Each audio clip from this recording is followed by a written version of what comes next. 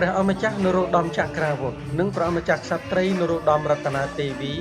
បានយាងសួរសុខទុក្ខនិងទតការសម្ដែងរបាំប្រពៃណីខ្មែរនៃក្រុមសិល្បៈពន្លឺកុមាររន្តាឯកនៅរសៀលថ្ងៃទី12ខែមិថុនាឆ្នាំ2026 ឯក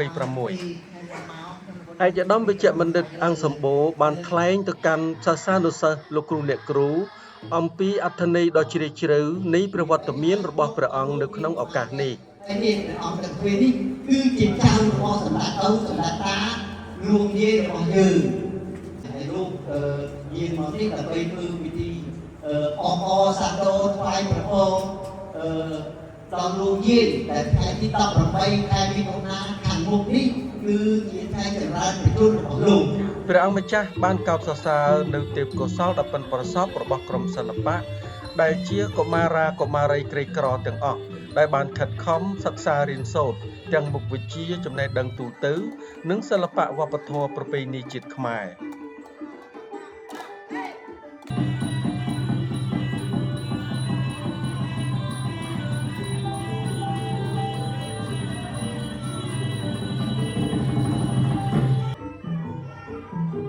បន្ទាប់ពីការសម្ដែងព្រះអម្ចាស់នរោត្តមចក្រាវុធនិងព្រះអម្ចាស់ក្សត្រីនរោត្តមរតនាទេវី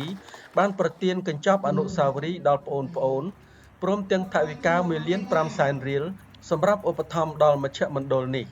ការប្រទានព្រះអំណោយនៅថ្ងៃនេះគឺជាការឧទ្ទិសថ្វាយសិរីសួស្តីជ័យមង្គលចំពោះសម្ដេចព្រះមហាក្សត្រីនរោត្តមមុនីនាថសីហនុព្រះវររាជបិតាជាតិខ្មែរជាទីគោរពសក្ការៈដ៏ខ្ពង់ខ្ពស់បំផុតនៃប្រជារាស្ត្រខ្មែរក្នុងឱកាសដ៏ថ្លៃថ្លានៃពិធីអបអរសាទរបុណ្យចម្រើនប្រជជនវស្សាគម្រប់90យាងចូល91ព្រះវស្សារបស់ព្រះអង្គព្រះសកម្មភាពមនុស្សធម៌ដ៏ឧត្តមឧត្តមនេះមិនត្រឹមតែនាំមកនូវព្រះអំណោយឧបត្ថម្ភប៉ុណ្ណោះទេក៏ប៉ុន្តែបានផ្ដល់នូវការលើកទឹកចិត្តក្តីស្រឡាញ់និងភាពកក់ក្ដៅយ៉ាងជ្រាលជ្រៅបំផុតដល់ក្មួយៗដែលជាទំពាំងស្នងឫស្សីរបស់ជាតិ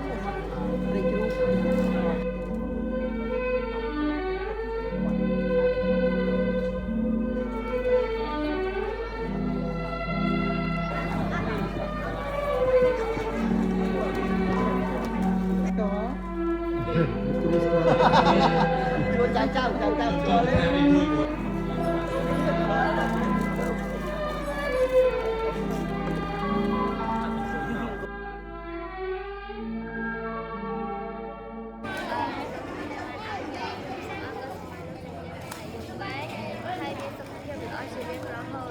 សិនជាអាចនឹងទៅមកលេងត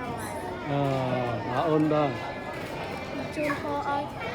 ចាំឲ្យមានសុខភាពល្អទៅណាមកណាមានគេស្រឡាញ់ច្រើនសូមពរឲ្យគាត់មានសុខភាពល្អទៅណាមកណាសូមឲ្យគេចិត្តស្រឡាញ់គាត់រាប់អានគាត់